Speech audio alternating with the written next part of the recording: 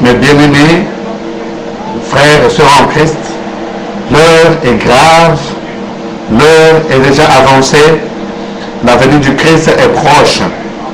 Les événements que nous voyons dans le monde confirment les Écritures dans le livre de l'Apocalypse et dans le livre de Matthieu, chapitre 24.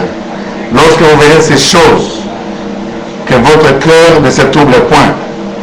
Nous voyons qu'il y a des soulèvements par-ci par-là. Nous voyons qu'il y a des tremblements de terre. Nous voyons qu'il y a des inondations. Il y a des phénomènes terribles et inexplicables qui s'accomplissent sur cette terre. Alors, au lieu que les humains puissent se repentir et se préparer pour l'enlèvement, mais les humains endurcissent leur cœur cherchant les explications à ces phénomènes.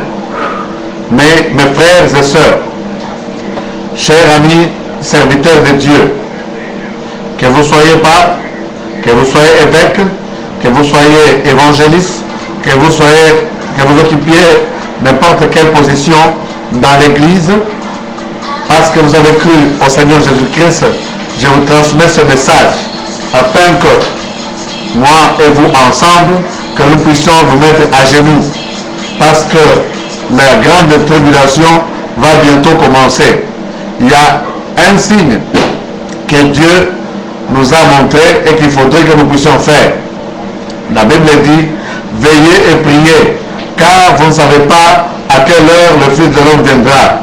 Il y a dans Matthieu chapitre 24, la Bible dit ceci, lorsque l'évangile du royaume des cieux sera prêché partout dans le monde entier, alors viendra la fin.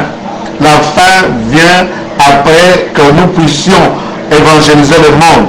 C'est pendant cette période que la tribulation va commencer, mais la tribulation ne touchera pas l'Église. L'Église, c'est vous et moi. L'Église, c'est celui qui a cru en Jésus-Christ. L'Église, ce n'est pas les dénominations que nous connaissons, telles que Église catholique, Église pentecôtiste, Église méthodiste. L'Église, c'est tout celui-là qui a cru au Seigneur Jésus-Christ. Il est une part du corps du Christ. Il est un membre du corps du Christ.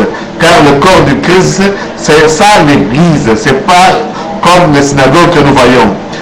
Partout où on prie Jésus-Christ, il y a des enfants de Dieu. Il y a des enfants de l'Église. Ceux-là qui ont cru en vérité. Ceux-là qui sont sauvés. Alors, mes frères, je m'adresse, mes sœurs, je m'adresse à vous qui avez cru au Seigneur Jésus-Christ et qui voulez obéir à la loi de Dieu.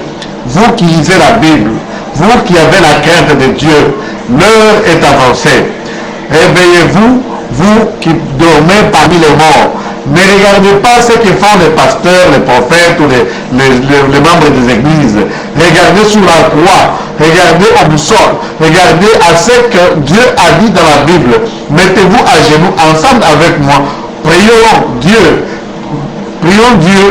veillons à ce que l'évangile soit annoncé partout afin de servir au témoignage aux nations. C'est ce que la Bible nous demande. Merci mes bien-aimés. Ça c'est seulement le commencement de mes exhortations. Je vais continuer à faire des exhortations afin que nous puissions arriver à faire ce que Dieu veut que nous puissions accomplir. Merci et que Dieu vous bénisse.